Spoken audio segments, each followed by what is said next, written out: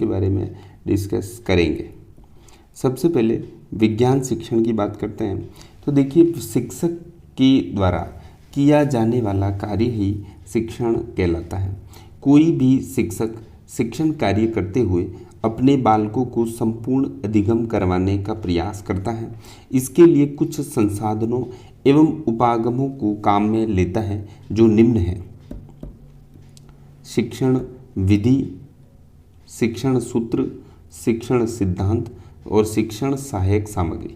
इसमें शिक्षण विधि की बात करें तो शिक्षण कार्य करते समय जब एक शिक्षक अपनी विषय वस्तु को सुव्यवस्थित एवं संगठित करके विवेकपूर्ण तरीके से बालकों तक प्रेषित करता है तो यह शिक्षण विधि कहलाती है। जॉन डीवी के अनुसार पद्धति वह तरीका है, यानी शिक्षण विधि पद्धति वह तरीका है जिसके द्वारा हम लोग विषय वस्तु को संगठित कर निष्कर्षों की प्राप्ति करते हैं। शिक्षण विधि के द्वारा हम लोग जो है विषय वस्तु को सरल बनाते हैं, विषय वस्तु को विस्तरित बन करते हैं और विषय वस्तु को संक्षिप्त बनाते हैं और संगठित बनाते हैं। बाइंडिंग शिक्षण विधि शैक्षिक प्रक्रिया का गतिशील कार्य है। शिक्षण विधि का कार्य है विषय वस्तु को सरल करना, बालकों को परिणाम प्रदान करना, शिक्षण को कार्य की गति देना और शैक्षिक प्रक्रिया को गतिमान बनाना। तो आंसर है डी। डॉक्टर सरोज सक्सेना के अनुसार शिक्षण विधि वह माध्यम है जिसके द्वारा एक शिक्षक अपनी विषय वस्तु को बालकों तक प्रेषित करता है और वह उसके उद्देश्य की प्राप्ति में सहयोग करती है। शिक्षण विधि के द्वारा एक शिक्षक प्राप्त करता है उद्देश्यों की पूर्ति। एस.के. कोचर, जिस प्रकार से एक सैनिक को सभी अस्त्र शस्त्रों का ज्ञान होता है, उसी प्रकार से शिक्षक को सभी विधियों का ज्ञान होना चाहिए। ये उसके विवेक पर निर्भर है कि कब कौन सी विधि अपनाएगा। शिक्षक को शिक्षण विधि का उपयोग करना चाहिए बालकों के स्तर अनुसार, विषय की प्रकृति अनुसार, स्व विवेकानुसार, कठिनाई के अनुसार। तो स्व विवेकानुसार सही आंसर है। फिर है माध्यमिक शिक्षा आयोग। देखिए, सर्वश्रेष्ठ पाठ्यक्रम एवं पाठ्यचर्या भी तब तक मृत प्राय है जब तक कि उसके लिए श्रेष्ठ शिक्षक एवं शिक्षक के पास विधि का अभाव है। निम्नलिखित में से सर्वाधिक महत्वपूर्ण क्या है? तो सबसे महत्वपूर्ण है शिक्षण विधि।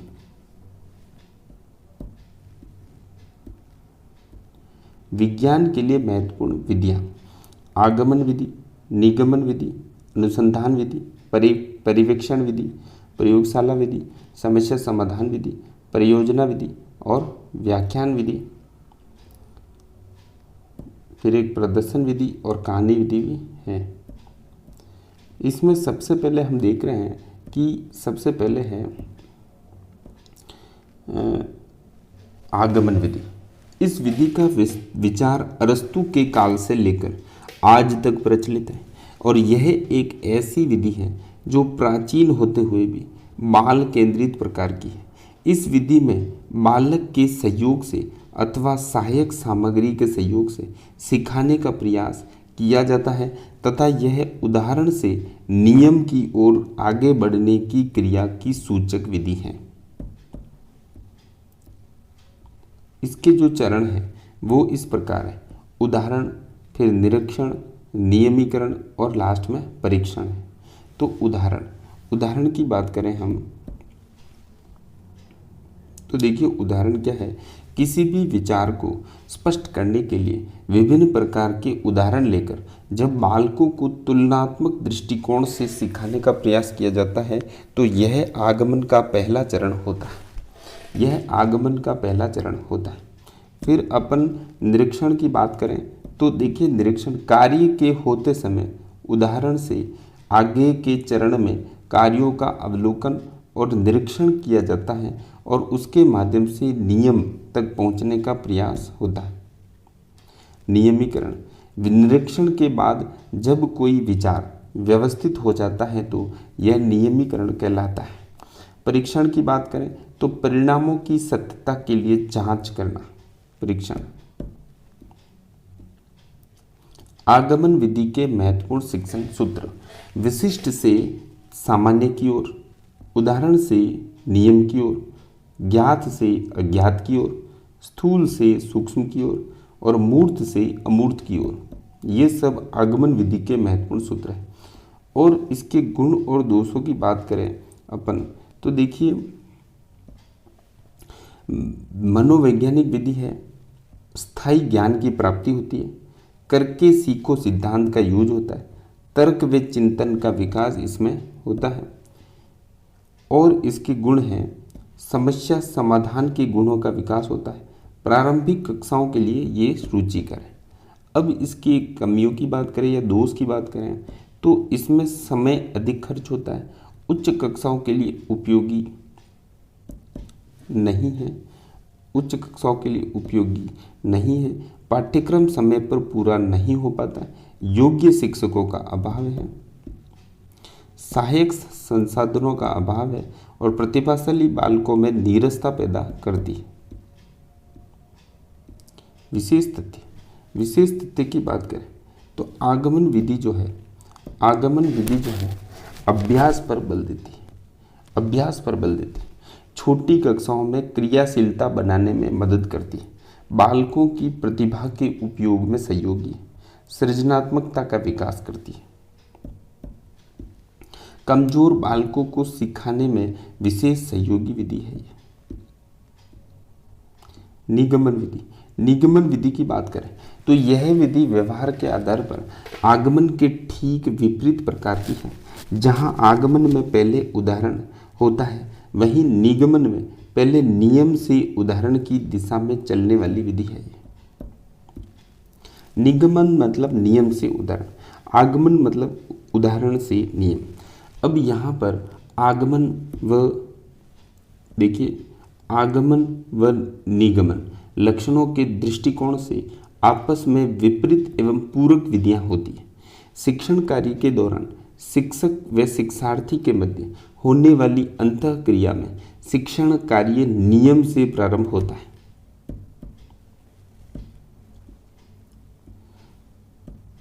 सर्वप्रथम ईसा पूर्व में प्लेटो के समय में माना जाता है। चरण, सिद्धांत का ज्ञान, सिद्धांत का प्रयोग, आंकड़ों के आधार पर परीक्षण, अन्य उदाहरण से प्राप्त निष्कर्षों का पूर्ण सत्यापन। सिद्धांत का ज्ञान, सर्वप्रथम एक शिक्षक अपने बालकों को किसी भी सिद्धांत या नियम का ज्ञान करवाता है, जिसके माध्यम से आगे का शिक्षण व्यवहार पूरा होता है। सिद्धांत का प्रयोग, विभिन्न उदाहरणों के लिए सिद्धांत, नियम, सूत्र का उपयोग वैसे होगा, इससे बालकों को परिचित करवाया जाता है एवं कुछ उदाहरण देकर समाधान के लिए प्रेरित करते हैं।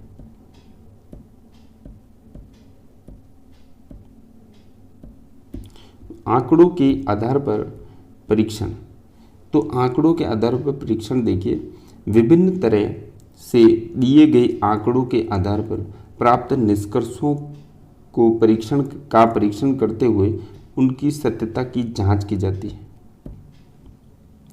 अन्य उदाहरण से प्राप्त निष्कर्षों का पूर्ण सत्यापन, जब अंतिम चरण में व्यवहार किया जाता है तो किसी नवीन उदाहरण का सहयोग लेते हुए पूर्ण निष्कर्षों का परीक्षण कर लिया जाता है। उपयुक्त 4 चरणों में निगमन विधि का व्यवहार पूरा हो जाता है।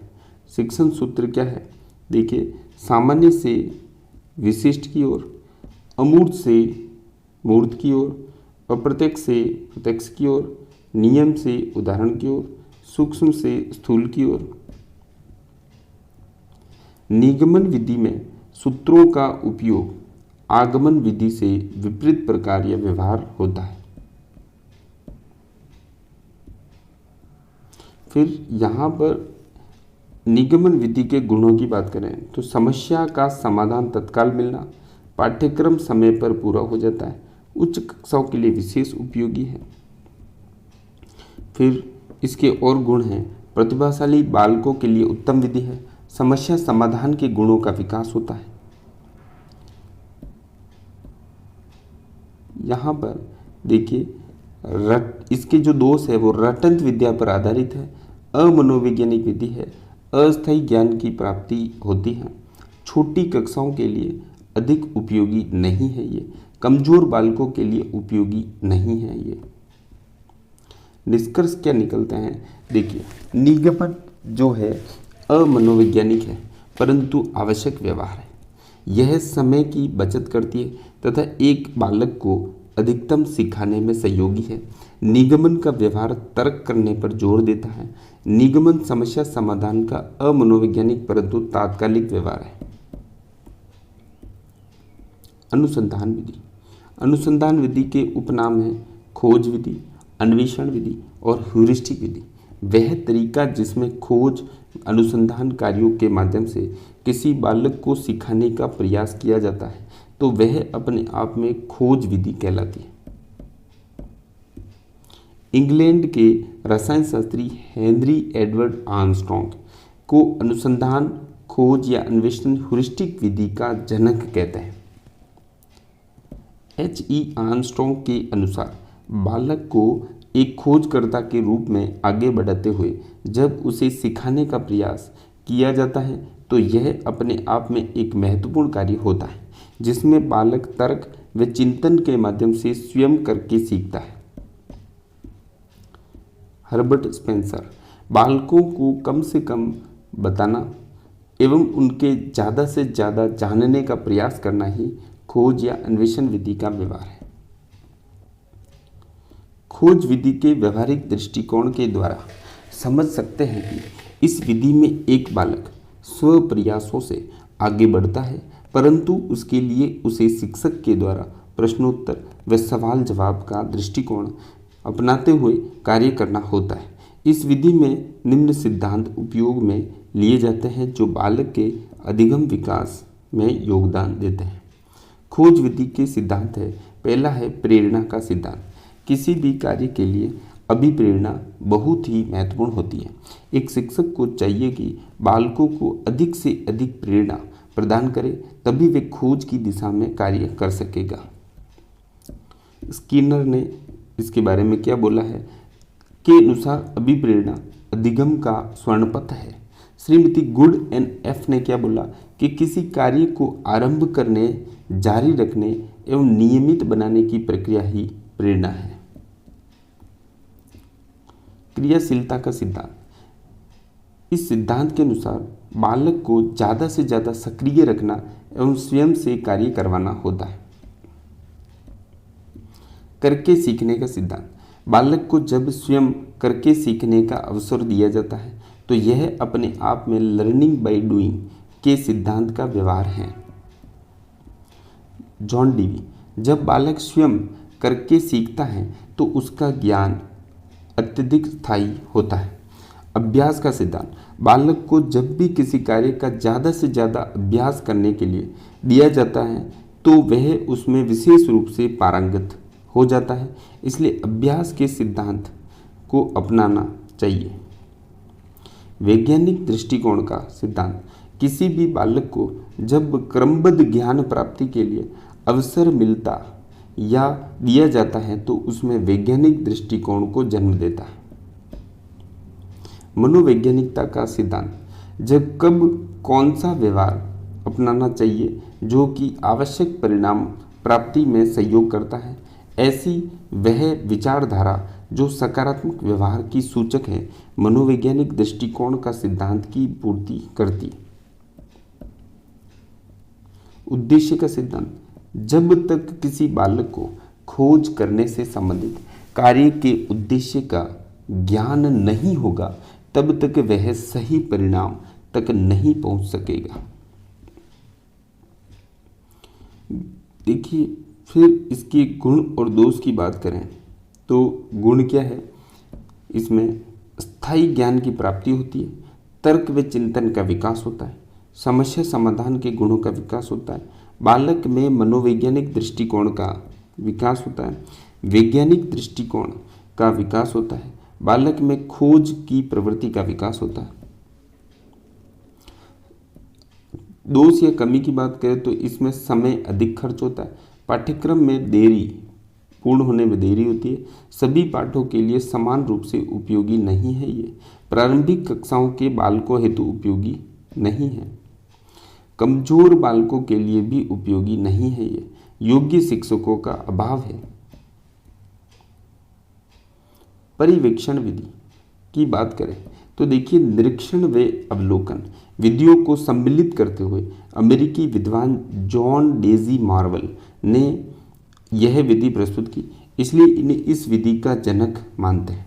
परिवेक्षण विधि में एक शिक्षक सभी बालकों को सुव्यवस्थित तरीके से बैठाकर स्वाध्याय के लिए प्रेरित करता है एवं स्वयं उनकी निगरानी में रहता है, जिससे बालक नियंत्रित वातावरण में सीखता है। बाइनिंग की बात करें तो बाइनिंग के अनुसार मेज या दराजों के चारों ओर बैठे व्यक्ति जब शिक्षक के नियंत्रित वातावरण में स्वाध्याय करते हैं तो यही परिवेक्षण विधि है। सिद्धांत की बात करें तो प्रेरणा का सिद्धांत, क्रियाशीलता का सिद्धांत, मानसिक तत्परता का सिद्धांत, सह संबद्धता का सिद्धांत, प्रभावशीलता का सिद्धांत, अभ्यास का सिद्धांत। गुण और दोष की बात करें तो यह मनोवैज्ञानिक विधि, इसका ज्ञान स्थायी होता है, अनुशासन एवं नियंत्रण का विकास होता है, स्वाध्याय के गुणों का विकास होता है, बालक में सोचने की शक्ति का विकास होता है। इसमें अब दोष या कमियों की बात करें तो शिक्षक निष्क्रिय रहता है, कमजोर बालकों के लिए अनुपयोगी है, प्रतिभाशाली बालकों में नीरसता व समय अधिक खर्च होता है, सभी पाठों में उपयोगी नहीं है, सभी पाठों के लिए उपयोगी नहीं है समान रूप से ये।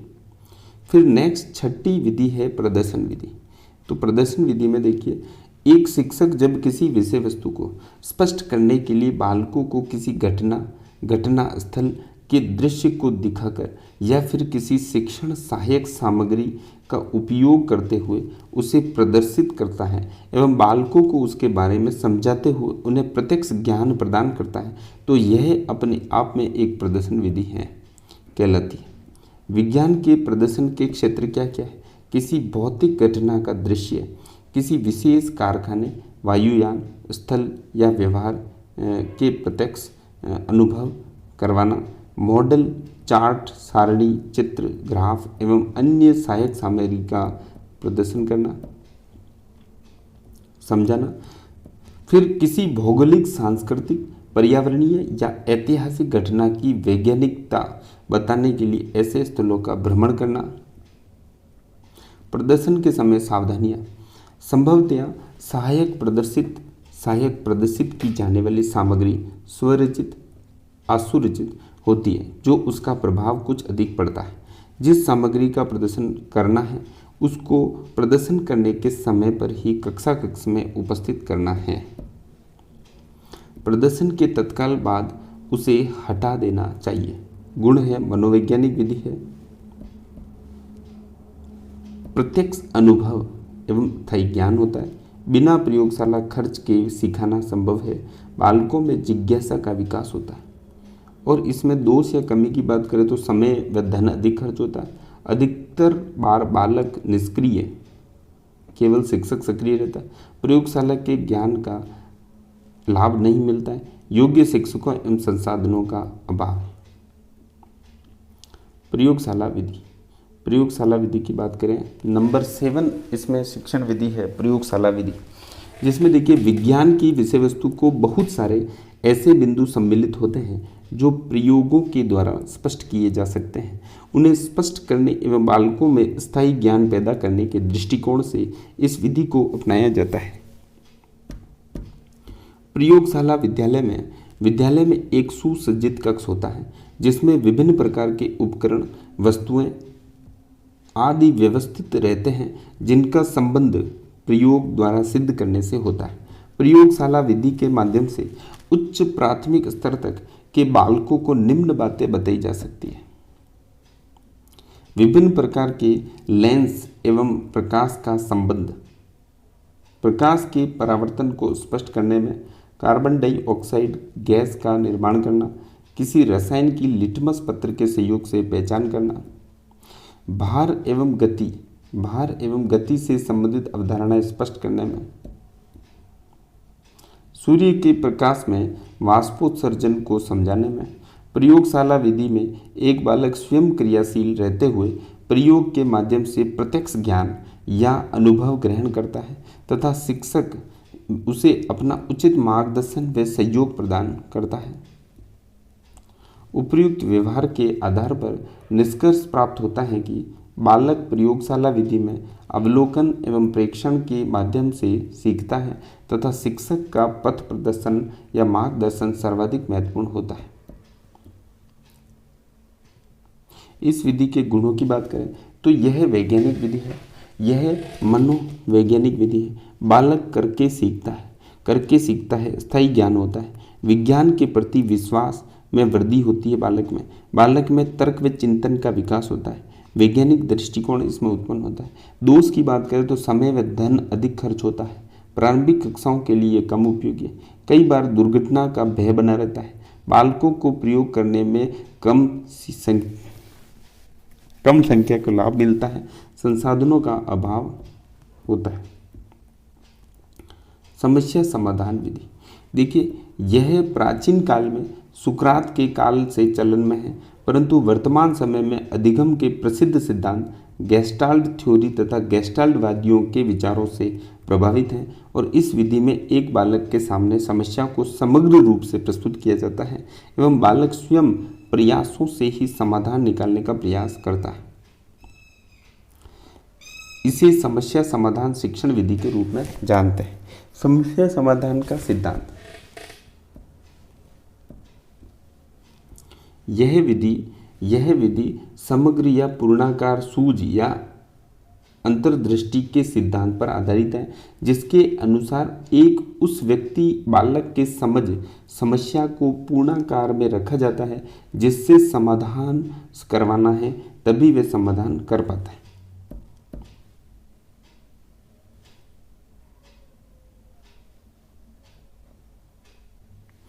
जॉन डीवी क्या बोलते हैं?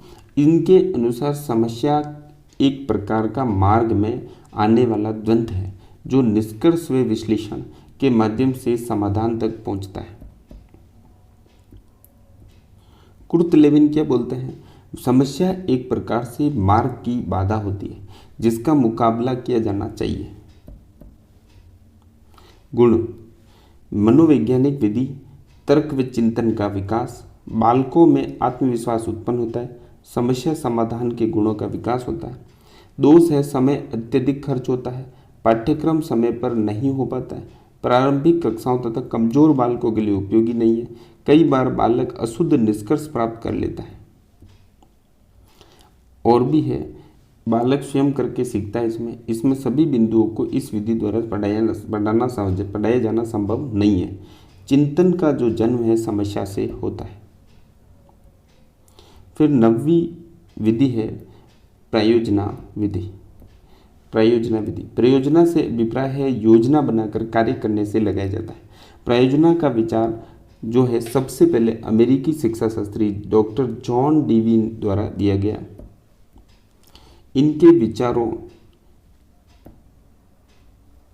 इनके विचारों के प्रभाव से अमेरिका में पोल्ट्री फार्म को कार्य काफ़ी चर्चित रहा, जहां प्रयोजना सबसे पहले उपयोग किया जाने लगा। शिक्षा के क्षेत्र में प्रयोजना की शुरुआत सर विलियम किलपैट्रिक के द्वारा 1918 ईस्वी से हुई, जब इन्होंने अपने शोध पत्र दी प्रोजेक्ट मेथड में प्रयोजना को प्रयुक्त किया। प्रयोजना विधि का जनक जो है विलियम किलपैट्रिक को माना जाता है, जिन्होंने प्रयोजना के संदर्भ में लिखा था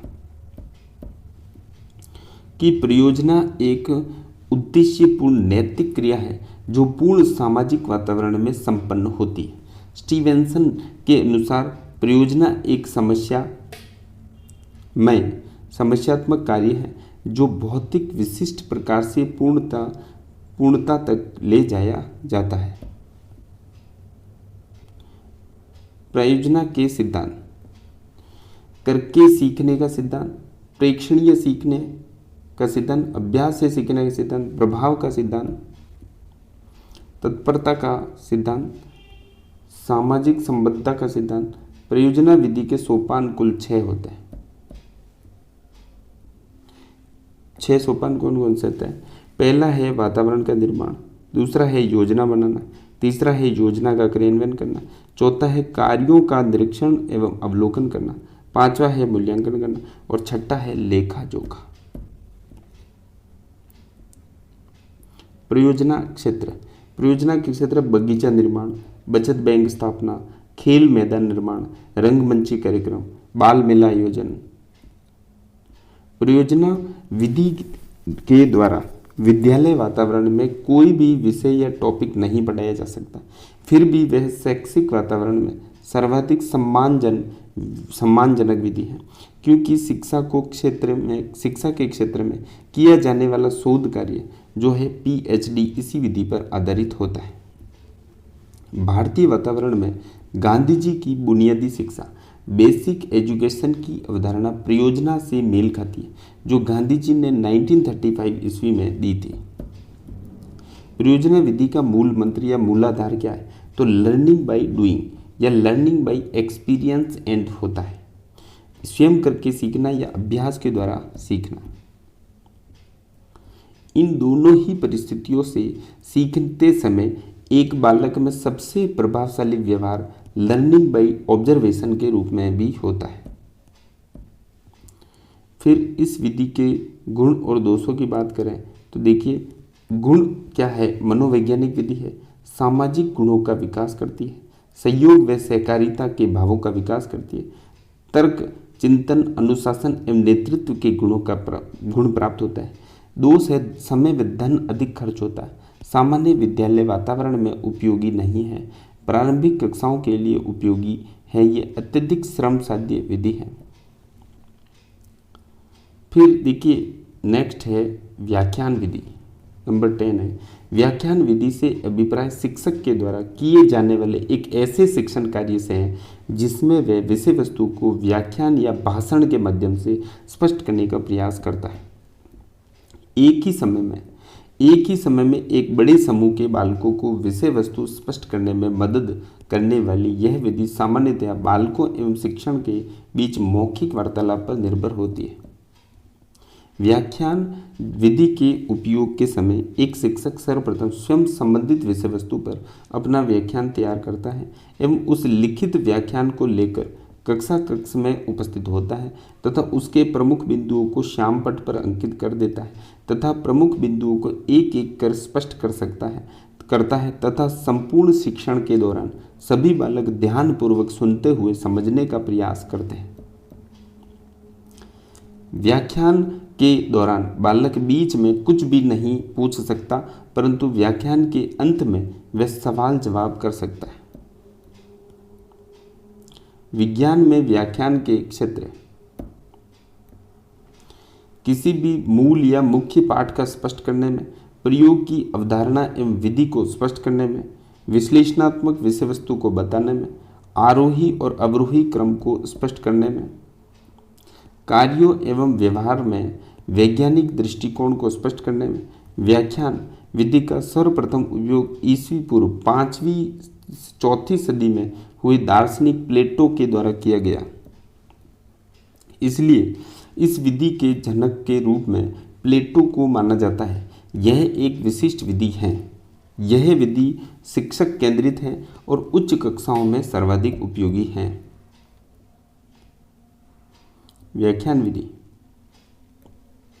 समय व धन कम खर्च होता है, पाठ्यक्रम समय पर पूरा हो जाता है, ध्यान केंद्रण एवं नियंत्रण का विकास होता है, अनुशासन का विकास होता है, नेतृत्व क्षमता का विकास होता है, श्रवण कौशल का विकास होता है। दोष या कमियों की बात करें तो देखिए, अमनोवैज्ञानिक विधि है। बालक मुख्य श्रोता निष्क्रिय श्रोता बनकर रह जाता है। छोटी व प्रारंभिक कक्षाओं के लिए अनुपयोगी है। प्रयोगशाला एवं सहायक सामग्री का उपयोग नहीं हो पाता है। बालकों की जिज्ञासा शांत नहीं हो पाती। बालकों में नीरसता पैदा होती है। फिर 11वीं विधि है कहानी विधि। प्रारंभिक कक्षाओं के बालकों को जब विज्ञान में किसी वैज्ञानिक की जीवनी या कहानी बतानी हो तो वहाँ इस विधि का उपयोग किया जाता है। यह एक प्रकार की वह विधि होती है जिसमें बालक वैज्ञानिक दृष्टिकोण का विकास होता है। बालक स्वयं सीख विज्ञान के लिए किसी आविष्कार के लिए प्रेरित होता है, प्रेरणा पाता है। इसके गुण और दोष की बात करें तो देखिए गुण क्या क्या है।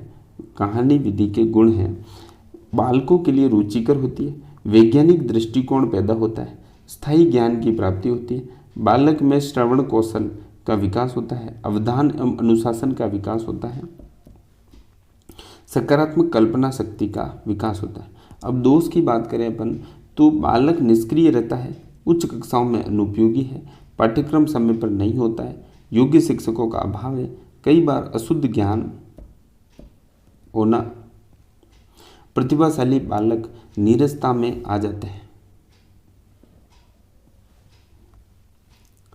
और ये टॉपिक भी होता है यहाँ पर दी एंड।